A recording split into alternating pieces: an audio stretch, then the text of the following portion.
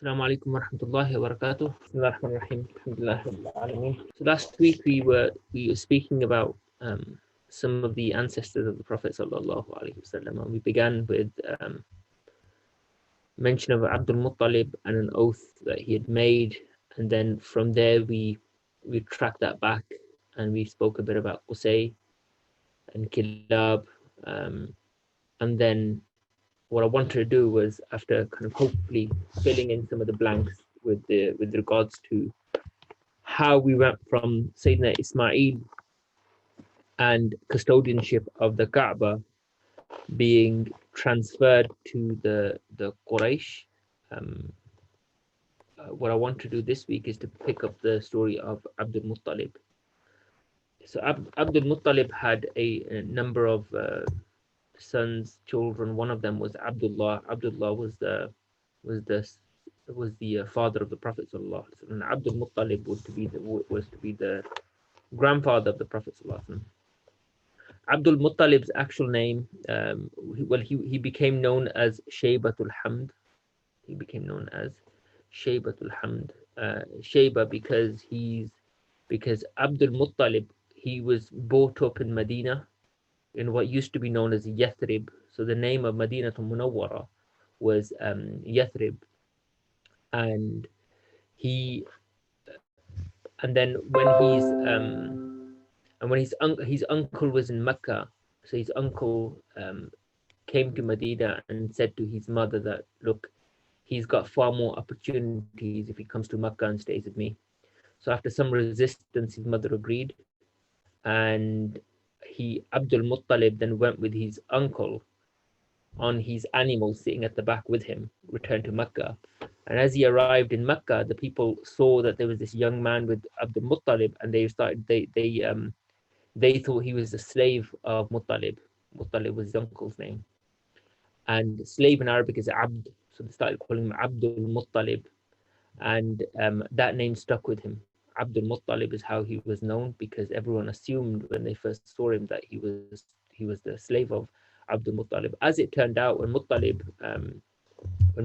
who was the custodian at the time of the Kaaba, when he passed away, he had bequeathed the keys and the custodianship to Abdul Muttalib, his nephew. So that's how Abdul Muttalib ended up with the being the leader of the Quraysh.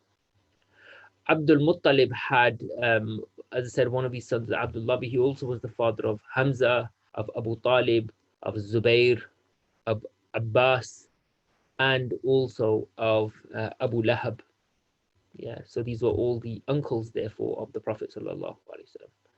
And Abdul Muttalib was he was the son of Hashim.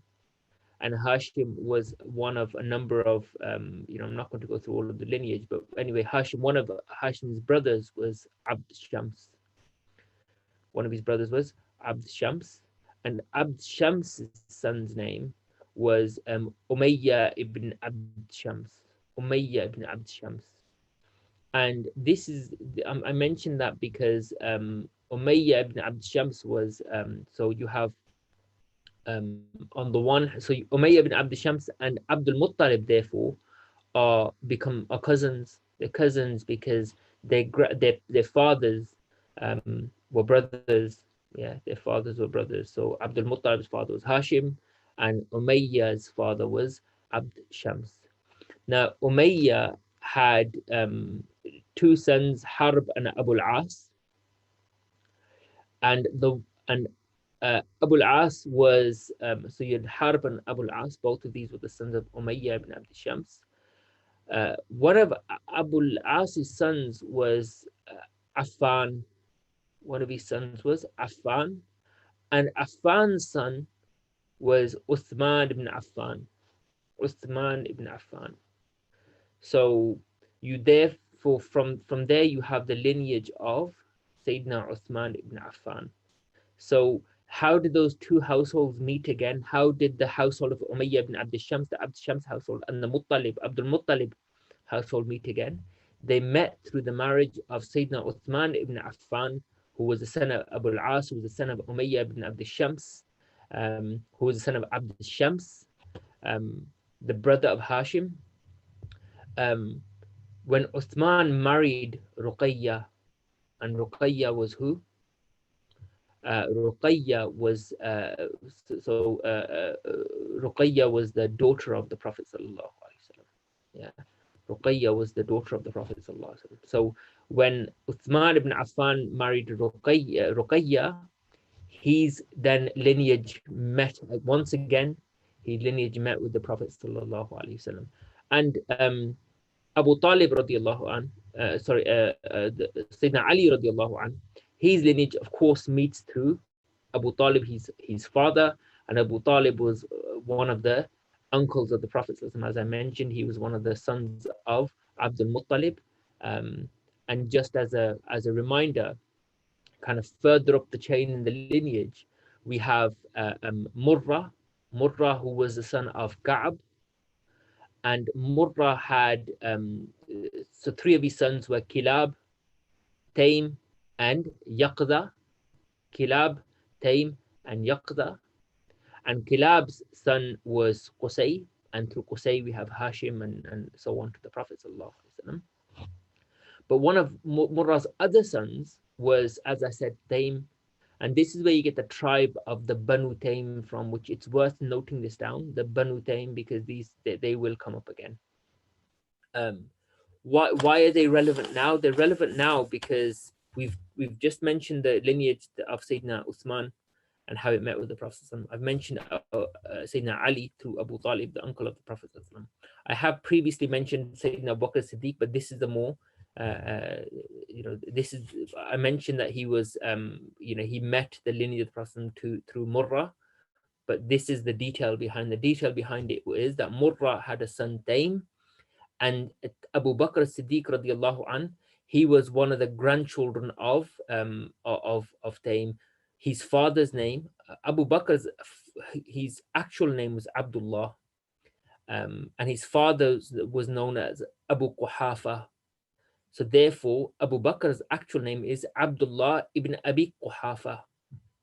And Abu Quhafa, so Abu Bakr's father's actual name then, Abu Quhafa was his laqab, which means a nickname, because the Arabs in those days, they would, not just in those days, to this day, you still have Arabs quite commonly have a nickname that they use, which becomes their primary name, is the one that they're known by. And sometimes people are known primarily by their nickname, and secondarily by their given name. And sometimes the other way around, but they're known more by their primary name, and they're sometimes known by their secondary. For example, Umar, for example, is Sayyidina Umar. We refer to him. We don't call it. But Abu Bakr is primarily, he's known as Abu Bakr. If you said Abdullah, you wouldn't know which Abdullah we're speaking about. So we say Abu Bakr. So he's primarily known through his name Abu Bakr, which is his given name. Whereas Sayyidina Umar, he's known as Sayyidina Umar, but his actual kunya, what's called a kunya, is Abu Hafs. His kunya is Abu Hafs, which is his nickname. But he's to many of us, when we think of Abu Hafs, we don't think of Umar. But when we think of Abu Bakr, we immediately think of the Sahabi Abu Bakr. So Abu Hafs has less association in our minds to Umar than Abu Bakr does to Abdullah or the Sahabi. So Abu Bakr's father's name was Abu Quhafa. That was his nickname, and his actual name was Uthman. Yeah, Uthman, known as Abu Quhafa. And Abu Bakr Siddiq radiallahu anh, therefore he meets the lineage of the Prophet sallallahu alaihi wasallam at Taym, yeah, meaning via Murrah, one of the forefathers of the Prophet sallallahu alaihi wasallam. That's where their lineages meet, at the sixth grandfather. Incidentally, Abu Bakr Siddiq radiallahu anh, he had two sons. One was Abdurrahman, and the other one was Muhammad. He had Abdurrahman, Muhammad. We will get onto this much later on the Sira, but for now, just to mention this point. His two sons were Muhammad and Abdurrahman. Abdurrahman became Muslim. He accepted Islam just after the conquest of Mecca. And his other son Muhammad became Muslim quite early on. He actually fought in the Battle of Badr. He was a Badri. Yeah, he was fought in the Battle of Badr. He's considered amongst the Sabiqun al-Awwalun, the very first Muslims. Sayyidina Abu Bakr Siddiq's son. So he had two sons, and this is where that lineage meets. And then we also previously talked about Sayyidina Umar radiallahu anhu. Now, one of the other brothers of Murrah was, so we have Kilab and the Banu Kilab, which is the Prophet ﷺ comes through this lineage, yeah, through Qusay. And then you have the Taym and the Banu Taym, whom the Sayyidina Abu Bakr Siddiq comes through. He belongs to the tribe of the Banu Taym. And then you have another brother of Kilab and Tayms, who is Yaqaza.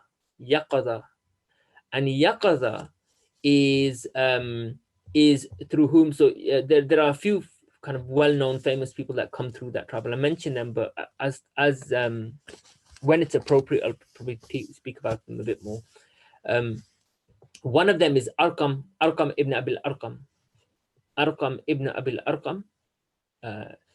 And he is significant because it was in his house that the Muslims very, very early, in the first few months, when the Muslims, first few years even, when Islam was being, hadn't been announced openly yet, where the Muslims are praying secretly, they used to pray in the house and worship and meet in the house of Arqam ibn Abil Arqam. So he was he came through this tribe of Yaqaza. His actual name was Abd Manaf, as it happens. Another person that came through this tribe was Abu Salama. Abu Salama also came through Yaqaza. And Abu Salama was he was the first husband of Salama, who would be the wife of the Prophet ﷺ. So Abu Salama was one of the first husband of Salama. He came through this tribe of the Yaqaza. Another person that came through this tribe was Abu Jahl. Yeah, Abu Jahl came through this this tribe. Abu Jahl, often people mistake this and they think that Abu Jahl was the uncle of the Prophet. He isn't. Abu Lahab was the uncle of the Prophet. Abu Jahl wasn't. He came through this. Abu Jahl was actually the uncle of Sayyidina Umar. Yeah, he was actually related more directly to Sayyidina Umar. And Yaqaza, the tribe known as the Makhzum, the Banu Makhzum or the Makhzumiyya, they come from Yaqaza because Yaqaza, one of Yaqaza's sons' names was Makhzum, and the Banu Makhzum come from them. So that's why Abu Jahl, Sayyidina Umar himself was considered a Makhzumi. Yeah, he was Makhzumi. Although we refer to him as from the Banu Adi, so you'll find that he comes from the Banu Adi. And the reason for that is because Sayyidina Umar's mother came from the Banu Adi, and his father was from the Banu Yaqaza. Now, who is Adi? Adi was, so if we have Ka'ab, and Ka'ab's son is Murrah, and I said Murrah had three sons, Kilab, Taym, and Yaqaza. Ka'ab had, I mentioned Murrah was one of his sons. Another one of his sons was Adi. Adi was another one of his sons. So Umar's lineage through his mother comes from that side, and his father's lineage comes from the Yaqza or the Makhzumiyya, and he's known as from the Banu Adi or the Banu Yaqza, Banu Makhzum, based on his mother or his father's lineage. Anyway, bit sidetracked there. So back to where we were, which is Abdul Muttalib radiyallahu anhu.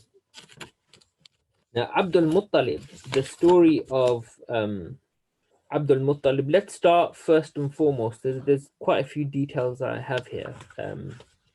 One of the things that's attributed to Abdul Muttalib is that he was one of the first people to initiate this travel known as the Rihlat al-Shita'i was-Sayf. The travels, the winter and the summer travels. The Quran Surah Quraysh speaks of this. لِإِلَافِ قُرَيْشِ إِلَافِهِمْ رِحْلَةَ الشِّتَاءِ وَالصَّيْفِ.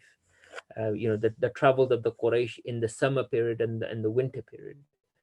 And some of the historians say that it was Abdul Muttalib that initiated this. He was the first person to begin this type of travel, specific journeys that happen in the summer and specific journeys that happened in the winter. They say that the rihlat al-shita, the Quran says shita, the winter journeys, these were actually to Yemen. So they would go to in the direction of Yemen during the winter, and in the summer they would go towards Syria.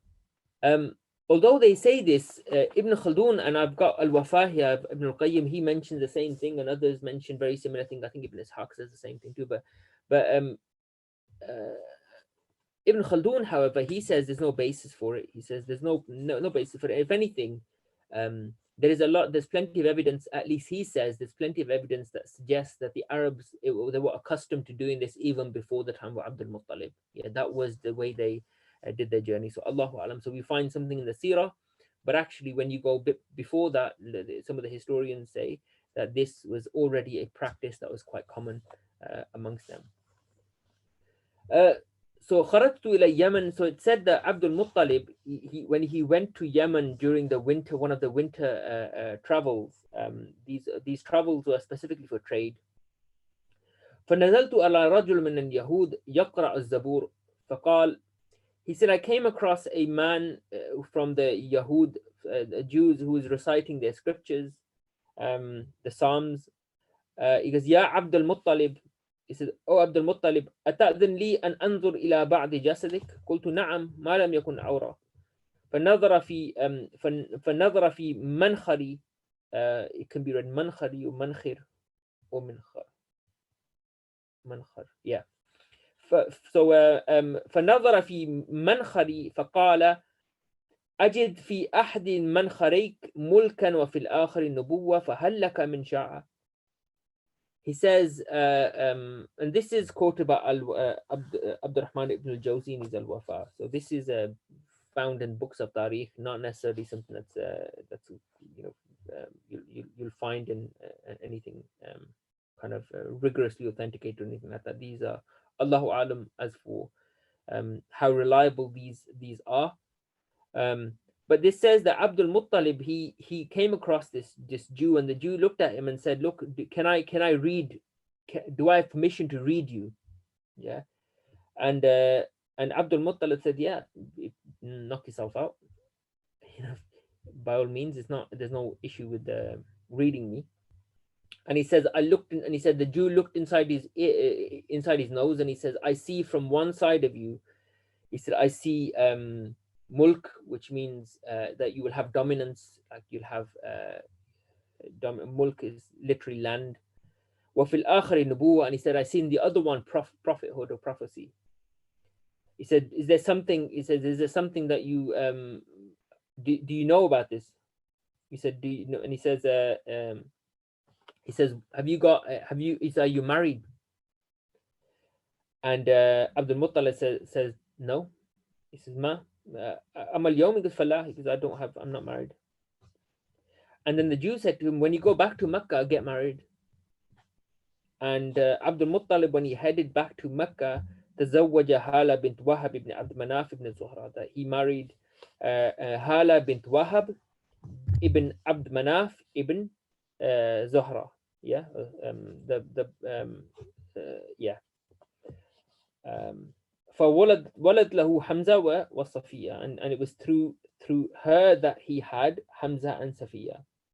Then Abdullah ibn Abdul Muttalib Amina bint Wahab, and then he says, and then when his son Abdullah was born, Abdul Muttalib's son Abdullah was born, he married him to Amina bint Wahab. Yeah, Amina bint Wahab. And the Messenger of God sallallahu alaihi wasallam was born through that marriage. And the people of the Quraysh used to say that he was that his father had excelled even beyond his grandfather. So that Abdullah had excelled his father. Yeah, they say Abdullah has excelled his father, because both of them, because his grandfather was married into the Banu Zahra, and so did his son Abdullah. He was also the Abdul Muttalib, the grandfather of Prophet was married into the Banu Zahra, and Abdullah, the Prophet's father, was also born into married. I keep saying born, married into the same tribe. He says that's why they would say qad faza, meaning he's been victorious, in that he's also done the same thing that his grandfather, his own father, meaning Abdullah's father, once did. وفي رواية أخرى أنه قال وفي الآخر النبوة إنا نجد ذلك في بني زهرة فإذا رجعت فتزوج فيهم. And in another narration it says that the Jew that met Abdul Muttalib said, look, I see there's prophethood in your progeny. He said, but in order for that to happen, when you go back to Mecca, you need to marry somebody from the people of the Banu Zahra. That's what Abu al-Wafa Abdurrahman ibn al-Jawzi says about the Abdul Muttalib. And Abu al-Wafa, he actually says a bit more. He also says, he talks a bit about the various dreams that Abdul Muttalib and others had about this prophecy that was in their progeny.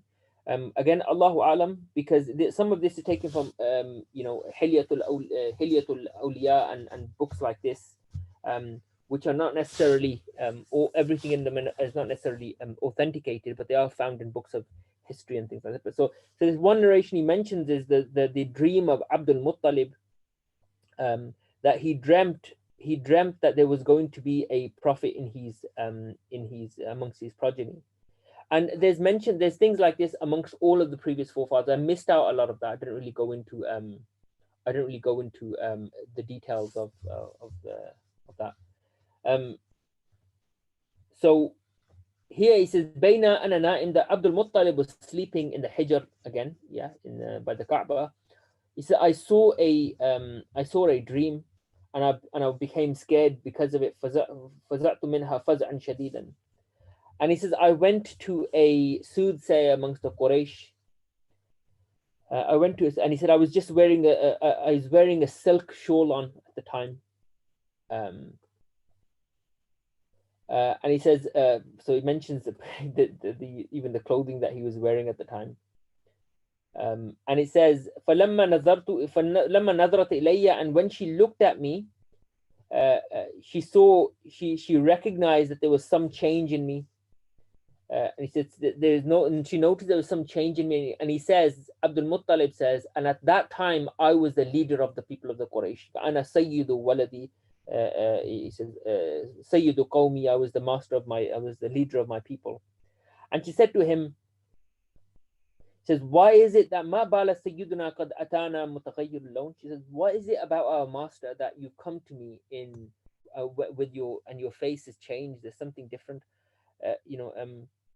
Has something? She used an expression that has misfortune fallen upon you. Yeah, she says it has a misfortune fallen upon you, and he says Bala, it seems that there has. And in those days, nobody would ever speak to this soothsayer except until they kissed her right hand. Yeah, that was what they do. So when they'd go in to see the soothsayer, she was very well known at the time. They would go in and they would kiss her right hand, and then they would speak to her. And so ثم يدع رأسها على أم رأسه وثم يبدو بحاجته ولم أفعل لأني كنت كبير قومي. And he says that everyone needs to do that, and they would then place ثم يدها على أم رأسه, and they would place her hand on their head, and then they would request from her some help. He says, but I didn't do that. He said, because I was the leader of my people. So he didn't show her that sort of reverence that others did. For Jalastu, he said, I sat down and I said, look, I've seen it. I saw during the night, I saw a dream. I was ana na'im, and I saw that there was a tree that had there was a tree that had been rooted, and its head, the top of the tree had reached the skies, and its branches had reached from the east to the west, meaning it completely covered the skies. And he said, I've never seen light more illuminant than that. And he said it was more illuminant than the sun itself. And he said, I saw the Arabs and the non-Arabs prostrating. and it kept increasing, and the light kept becoming more and more intense. And he said, then I saw a band of people from the Quraysh trying to hold on to its branches, and I saw some people from the Quraysh trying to cut off its branches. And as they became closer to it, a young man kept stopping them and pushing them away. Meaning, as people were trying to, amongst the Quraysh, they were trying to cut it. This young man was pushing them away and stopping them from cutting the branches. And he said, I've never seen a man more handsome than him, and somebody smell as nice as he smelled. And he said, and he would say he would just push him away. فَرَفَعْتُ يَدِي لِيَتَنَاوَلْ مِنْهَا, and he said, I reached out so that I may be able to take, touch him. And he said, the man looked at me and he said, لَا نَصِيبَ لَكَ فِيهَا. And he said, the man said to me, there is no, he said, you have no, you don't have a piece, you won't get a, this piece doesn't belong to you. Yeah, this is not your nasibs. فَقُلْتُ وَمَنْ لَهُ نَصِيب, and Abdul Muttalib said, I said to this man, then who has right over this? Who in whose destiny is it? And he said, the nasib is for it. وَلِلَّذِينَ تَعَلَّقُوا بِهَا, he said, it's for the people of the Quraysh, and those specifically of the Quraysh that hang on to it, and those that come after you. And he said, then I suddenly woke up and I was scared. And he said, when I looked at this Kahina, her face had changed, and she said, لَإِن صَدَقْتَ رُؤْيَاكَ لَيَخْرُجَنَّ مِنْ صُلْبِكَ رَجُلٌ يَمْلِكُ الْمَشْرِقَ وَالْمَغْرِبَ. She said, if what you say is true, if you had this dream, then there will be from amongst your progeny a man that would rule the east and the west, and that people will owe him a great debt. And then she said to Abu Talib, لَعَلَّكَ أَن تَكُونَ أَمَّ هَذَا الْمَوْلُودِ.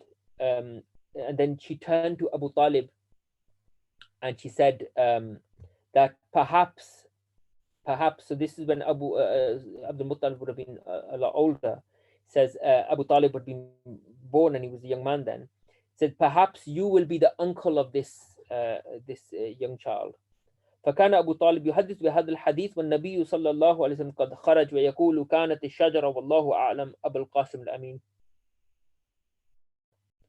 And it's said that on one occasion, when during the lifetime of the Prophet صلى الله عليه وسلم, Abu Talib was telling somebody the story, and as he was saying the story, the Prophet صلى الله عليه وسلم walked past, and the Prophet صلى الله عليه وسلم walked past, and he says, كانت and he said, as he got to the point where he said, and the tree, and he was describing the tree. He said, Wallahu alam, he said, God knows best, but he said, this tree that I saw was Abul Qasim al-Amin. It was the Abul Qasim, which was the kunya of the Prophet Muhammad sallallahu alayhi wa sallam. فَيُقَالُ لَهُ أَلَا تُؤْمِن بِهِ. And then it said that people said to him, well, if that's true, then why don't you believe in him? And then his response was, Wallahu alam, but they said in this riwayah, his response was, they said, this is, he said, because it'll be dishonor in my tribe. Yeah. So he chose to not accept at that time. As-subba wal-ar. And there are other people that saw similar dreams like this. Khalid ibn Sa'id ibn al-As saw a dream of the Prophet sallallahu alaihi wasallam. He also describes how once he was sleeping and the Messenger of Allah sallallahu alaihi wasallam was in his dream that he had been sent. This is before the actual prophethood was announced. And he says the whole of Mecca was covered in darkness, and you couldn't see a single thing. A man couldn't even see his own hand.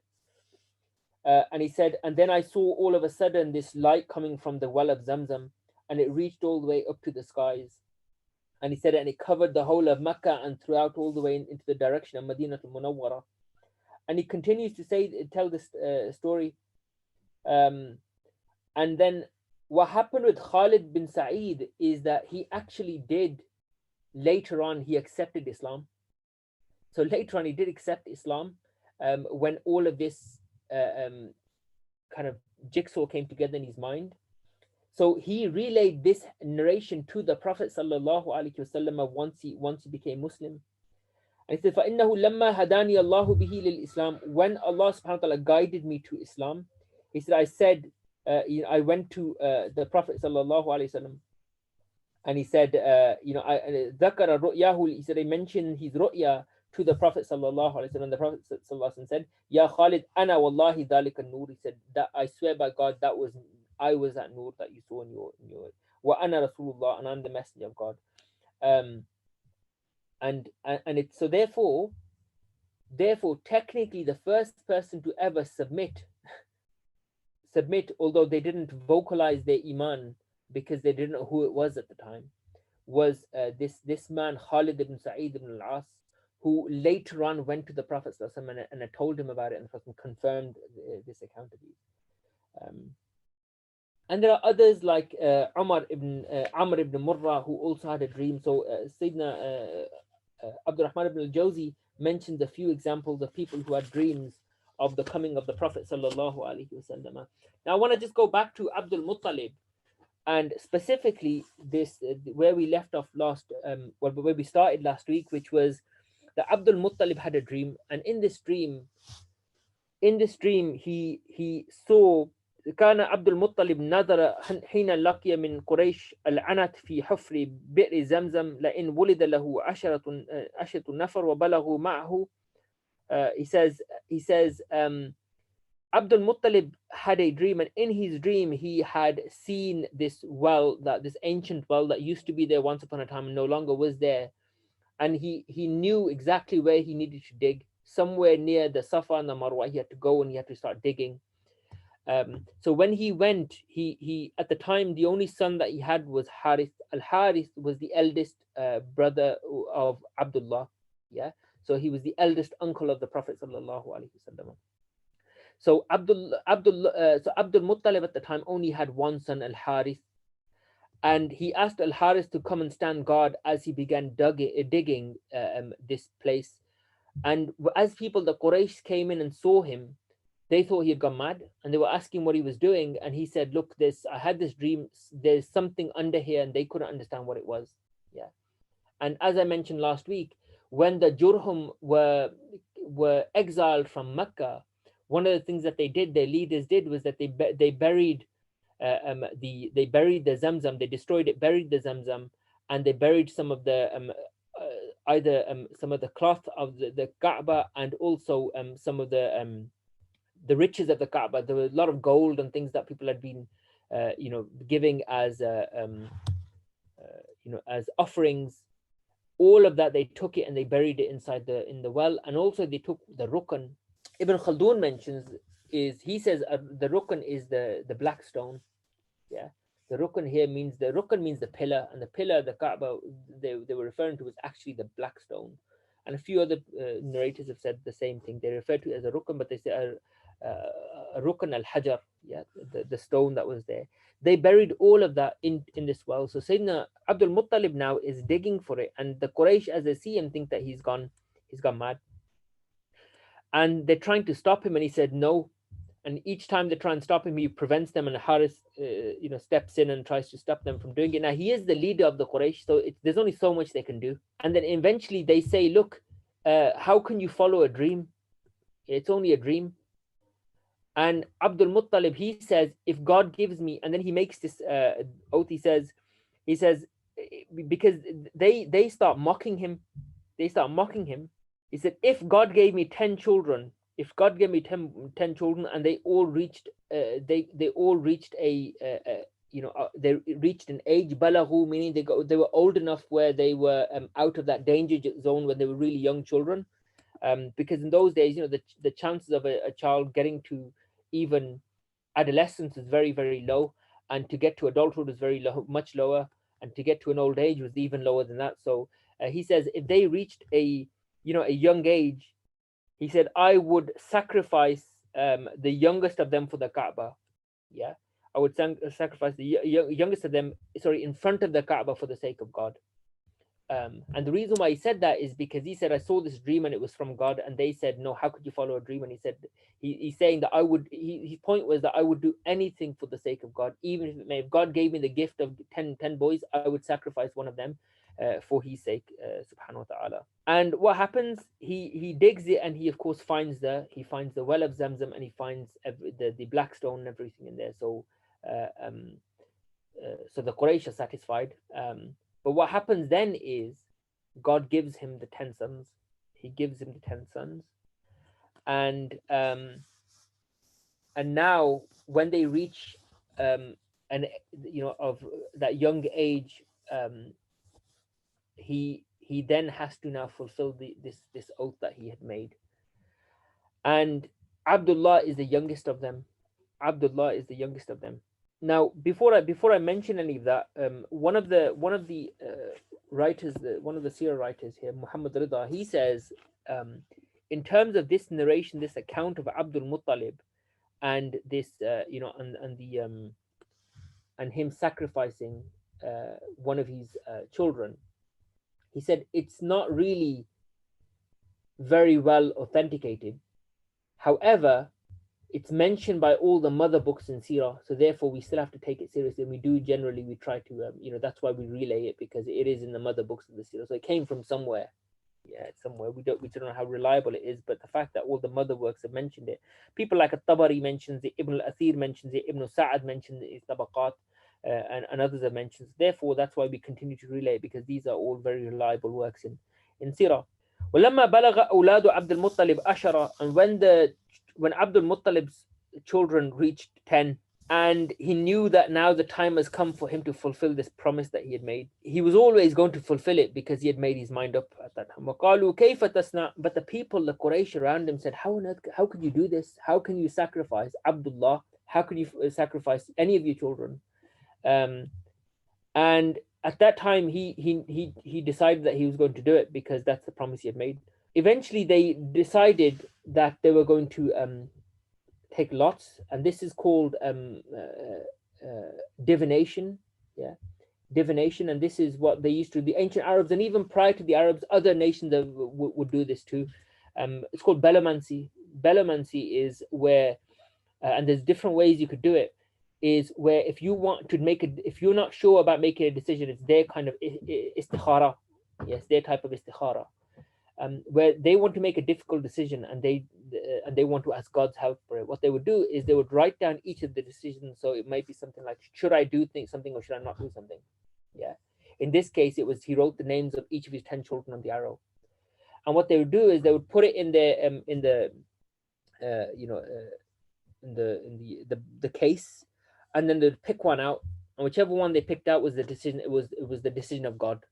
Yeah, that was one way. Another way they did it is that they would take each of the arrows and fire it as far as they can, and the one that went the furthest is the one that had God's help. Therefore, that's the one that God had decided upon. So that was another way they would draw these lots.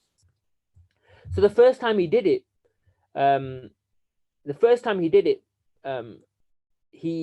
Abdullah's name was picked out.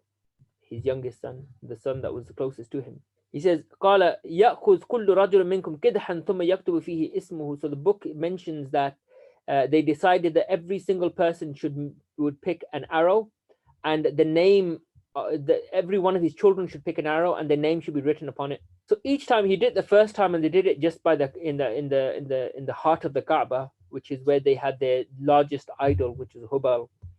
And when they drew the lots, it was Abdullah's name that came out. And then what happened is, when Abdullah's name came out, Abdul Muttalib took Abdullah and he went between the two idols of Safa Marwa, Isaf and Naila.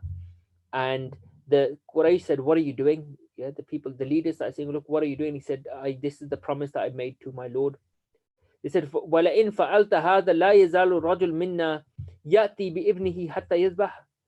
And they said, look, if you do this, if you sacrifice your son, every one of us, because you're the leader of Quraysh, you set the example, which means anytime people will make decisions, that's the kind of thing they're going to do. They're going to start sacrificing their boys. Now we can't afford to start sacrificing our children. فقال قريش وبنوه والله لا ندعك تذبحه أبدا حتى تؤذر فيه ولئن فعلت هذا لا يزال الرجل منا يأتي بابنه حتى يذبح. فقال له المغيرة بن عبد الله بن عمرو بن مخزوم والله لا تذبحه حتى so then one of them said, Al-Mughira ibn Abdullah ibn Amr ibn Makhzum said, I swear by God, do not sacrifice him.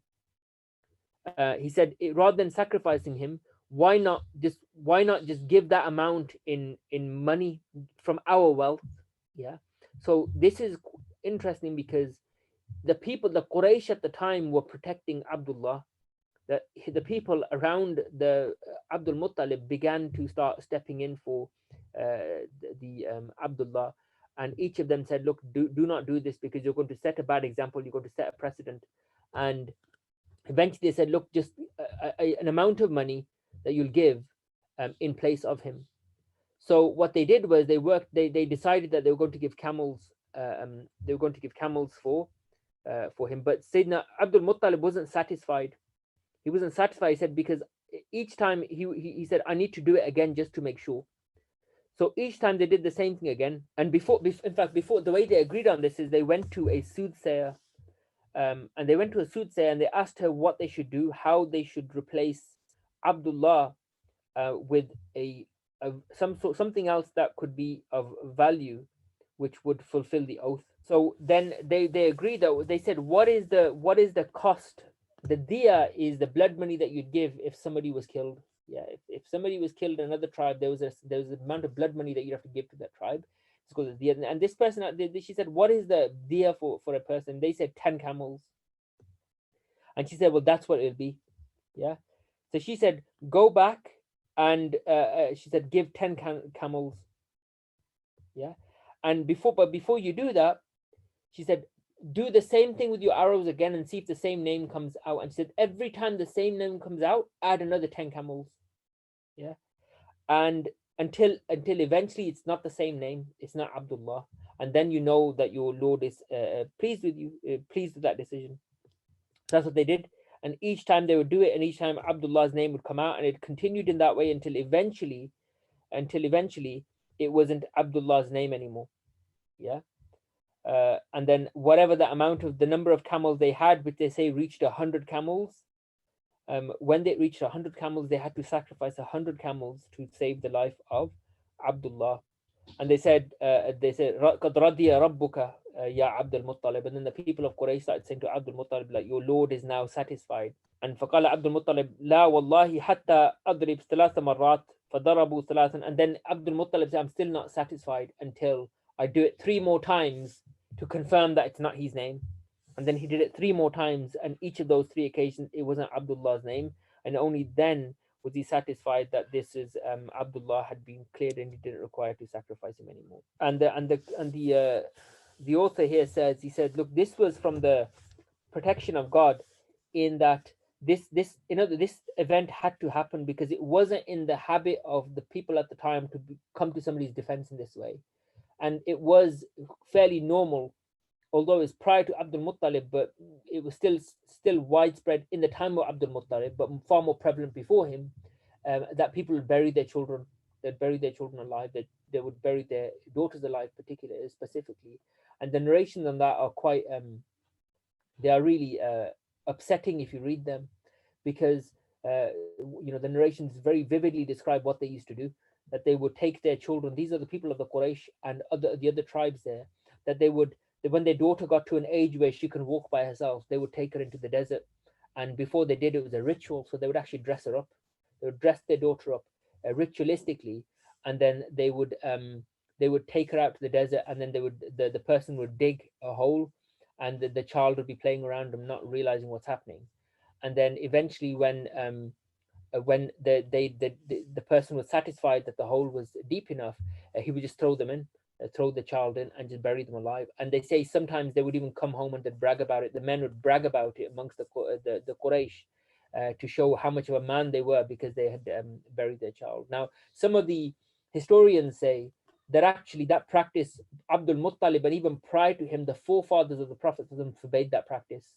Yeah, they forbade that practice, and Abdul Muttalib, they say, specifically did not allow for that to happen.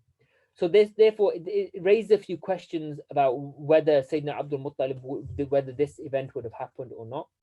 Having said that, a bit like we should probably approach it like we do Sayyidina Ibrahim's story, which is that when you have complete faith in Allah subhanahu wa ta'ala, it's unwavering faith, you know that whatever happens will happen for the betterment. And this was something that retrospectively, kind of looking back now with hindsight, we say that this was from the tawfiq of Allah subhanahu wa ta'ala, that he the Prophet said, he said, Ana, he said, I am the son of Ibn Dhabihain. He said, I am the son of the two sacrificed ones. Which is also lends itself to the story. And the first of those is being Ismail, yeah, that his father was, stood to sacrifice him, and the second is his father Abdullah, who was at risk of being sacrificed. But Allah did not allow that to happen, and Allah would never have allowed that to happen. But that was just further preparation in that time to show how a nation that otherwise didn't blink an eye at the murder of children, they all they rallied to the protection of the father of the Prophet sallallahu alaihi wasallam. So it says then that the Abdul Muttalib, then after having sacrificed the 100 camels, he took the hand of his son Abdullah, and he walked past this woman who was from the Bani Asad ibn Abdul Uzza. He walked past this woman. She was from the Banu Asad. Banu means the children of. These are tribes. Yeah. So whenever I say Banu, it means a tribe. So the Banu Asad is a tribe. Yeah. So this woman from the Banu Asad, Ibn Abdul Uzza Ibn Qusay being one of the forefathers of the Prophet sallallahu alaihi wasallam. Yeah. And therefore Abdullah is one of these uncles through that lineage. Ibn Qusay. وهي عند الكعبة, he walked past this woman who was by the Kaaba. فقالت له حين نظرت إلى وجهه أين تذهب يا عبد الله, that this woman looked to Abdullah. So just like previously somebody had looked at Abdul Muttalib and commented on his on the fact that there was something about him. In the same way, the same thing happened to Abdullah. He said, أين تذهب يا عبد الله, where are you going to Abdullah? He said, I'm going to my father. قالت لك, meaning Abdul Muttalib, قالت لك مثل الإبل التي, she said to him, she offered herself to him. She goes, would you marry me if I gave you the same number of camels that your father just sacrificed for you? Yeah. And Abdullah said no. He said, Inna ma'i abi la astati'u khilafa. And he said, because my father is with me, he said, I would never go against my father's wishes. Wala firaqa, and he goes, I would never separate from him. Wa kana Abdullah ahsan rajulin. And Sayyidina Abdullah was one of the most handsome of men. رؤيا في قريش, that was seen in Quraysh. وكان ذا عفة وسماحة وكانت ولادة عبد الله نحو سنة. Okay, so 45 و500. Okay, وكان ذا عفة,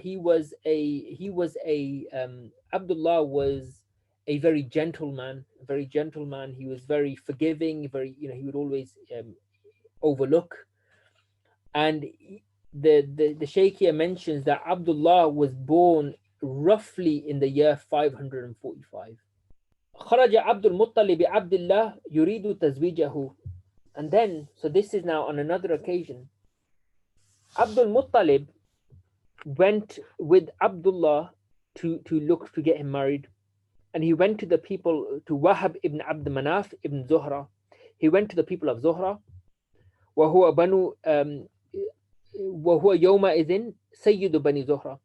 This man, Wahab ibn Abd Manaf, Wahab ibn Abd Manaf. So the name Abd Manaf should be familiar now. Abd Manaf, who was the father of who? Hashim. Yeah. So one of Hashim's brothers was Zuhra. Zuhra.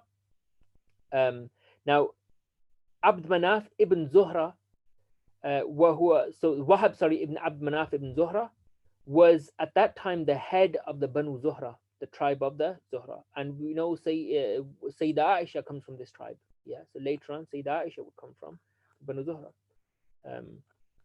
وشرفا فتزوجه بنته آمنة بنت وهب. And then he married, Sayyidah Aisha doesn't come from that tribe. I was thinking of Amina, beg your pardon. Sayyid Bani Zuhra, Sinnan wa Sharafan. He was seen as their leader. This Wahab was seen as their leader, both in terms of age, because he was quite an old man, and in terms of rank. فَتْزَوَّجَهُ بِنْتَهُ آمِنَةً, and he married Abdullah to his daughter Amina bint Wahab. Amina bint Wahab. Yeah. So therefore, their tribes meet at the point of. So Amina's tribe meets with Abdullah with in at Kilab. Yeah, at the Kilab of the Prophet. Yeah, وهي يومئذ أفضل امرأة في قريش. She was seen as the leading women of Quraysh at the time, meaning everyone wanted to marry her. نسبا وموضعا فحملت برسول الله, and she was to give birth to the Messenger of God sallallahu alaihi wasallam. And this nur that was in Abdullah and the forehead of Abdullah, which was once in the forehead of Abdul Muttalib, that each soothsayer and whoever saw them would recognize this nur, had transferred from Amina to the best of creation sallallahu alaihi wasallam. ثم خرج من عندها فأتى المرأة التي عرضت عليه نفسها, and it said that the same woman that once offered herself to Abdullah and offered to give him 100 camels saw him again, and the next time she saw him she says, where is that light gone that you once had? Where's that light gone that you once had? And it said that Abdullah's marriage to Amina,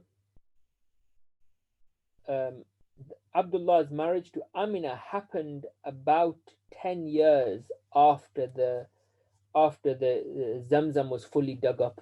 Yeah, after it's fully dug up, it was about 10 years afterwards. وكان اسم عبد الله عبد الدار فلما كان في السنة التي فدى فيها قال عبد الله فدي فيها هذا عبد الله. It said that originally Abdullah's name was Abdul Dar, but when he was, but in that year when he was to be sacrificed, Abdul Muttalib said, he looked at his son, he said, this is Abdullah. He stopped calling him Abdul Dar, and his name was changed to Abdullah. فَسَمَّاهُ يَوْمَئِذٍ كَذَلِكَ, and after that he named him like so. وبعد زواج عبد الله بقليل خرج من مكة قاصدا الشام في تجارة. And then after this point, it said that Abdul Muttalib, soon after Abdullah was married to Amina, he went on a trip to Sham, and he became ill there. And I'm going to stop there, inshallah. And next week, what I want to do is I want to continue this bit, and then the rest of the session, inshallah, we'll speak about the Ashabul Fil and what happened with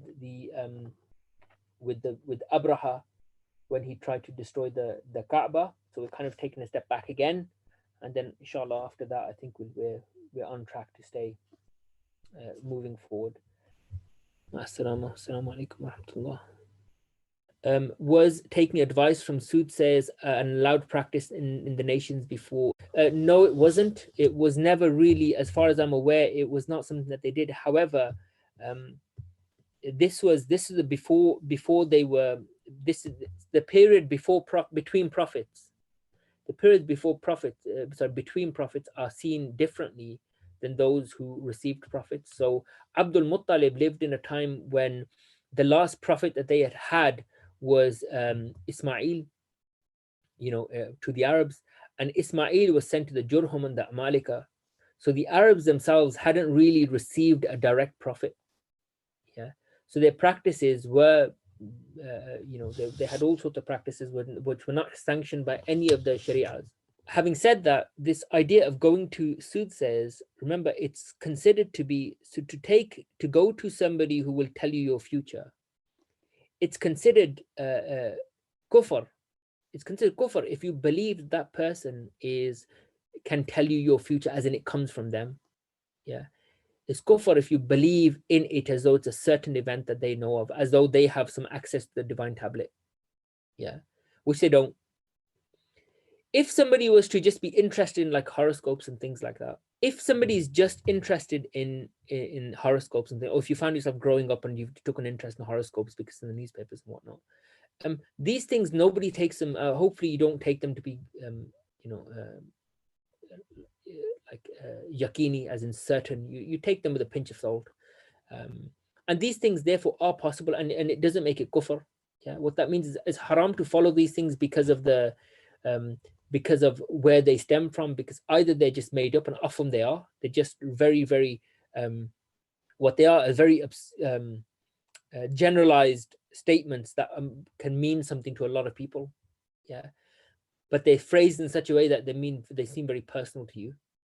So often it's just made up stuff like that.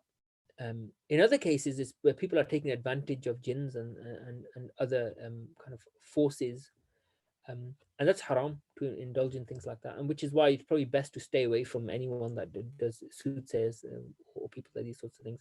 9 times out of 10, charlatans. But in the odd occasion where they're not, you don't really want to be around that sort of stuff. So it's haram. But in the prior to the onset of Islam, the concept of haram wasn't really there. People were just in their kind of primordial understanding of what is right and what's wrong, which is what they felt was right or wrong, and it was a mixture of what they'd heard from their forefathers. And some of those practices which we've maintained to this day. So, as I said, Abdul Muttalib didn't believe in infanticide, and some of the forefathers, some of the historians say that they were against it, and they made a point of the Quraysh not practicing it. So people who practiced it, even though it wasn't sanctioned, and they kind of talked about it amongst themselves, but it wasn't legally mandated. It wasn't legally allowed for them to do that. Others say that it was just general practice of the Jahiliyyah. So Islam came, and it just confirmed that, the Quran explicitly says, and when the Mawlud, when the child that's born will stand before God, for بِأَيِّ ذَنْبٍ قُتِلَتْ, and it will say, look, and God will say, for which, and that the infant, that child that was born, that was killed, it will say to the person, for what sin have you killed me? For what sin have you killed me? So the Quran explicitly then goes and makes it forbidden and makes it haram. And there are occasions in the Sira of the Prophet, and there are a couple of occasions where there's one occasion when a man, in this narration, a man came to the Prophet ﷺ, and he wanted to accept Islam. And the Prophet said, of course, the door of Islam is open to anybody. And he said, but I've done some bad things in my life that I regret. And he said, look, the door for forgiveness is open to everybody, regardless of what you've done. What's done, what's the past is the past. And he said, but it keeps me up. He describing this this thing that he did, which as it turns out was he had buried his daughter alive, but it haunted him because he didn't want to do it. And in that narration, he says, look, I didn't want to do it, but I was so blinded by my arrogance and my need for people accepting me that I did it anyway. And he describes exactly how his daughter was, and how she'd been laughing, and how she thought she was playing, and all of these things that were happening. And this one narration mentions that the Prophet said, look, you'll be forgiven. He said, but I don't. He turned away from me. He didn't want to look at his face, because so the narration says that he turned away from him, and he said, Allahu alam, as to the strength of the narration, but he says your Islam's, the door's open to you, but I can't look at you. So there was a real, the Islam came and really forbade those practices that were still happening in those times, although they probably weren't as prevalent as they had been prior to Abdul Muttalib and some of the forefathers of the Prophet. So these things were, so there are certain practices that were legitimate and legitimized by the Sharia. There were other practices that were impermissible, but they weren't aware of it, and the Sharia came to confirm that. And that's why when the Sharia came, it made these things haram. It made going to soothsayers haram, which is why anyone after Islam is not allowed to go to a soothsayer. And if you believe in it, if you believe that somebody can tell you your future and with yaqeen, with certainty, then that is by the majority of scholars, that's considered to be disbelief. It's counted as kufr. If, however, and I think this is the case for most people that do this, is if it's because, look, there's an interest in it that you have, or it's not certain, there's doubts in it, and you happen to just have an interest in it, or you have in the past, and this is haram, and obviously one should cease from doing that, but it's not considered kufr.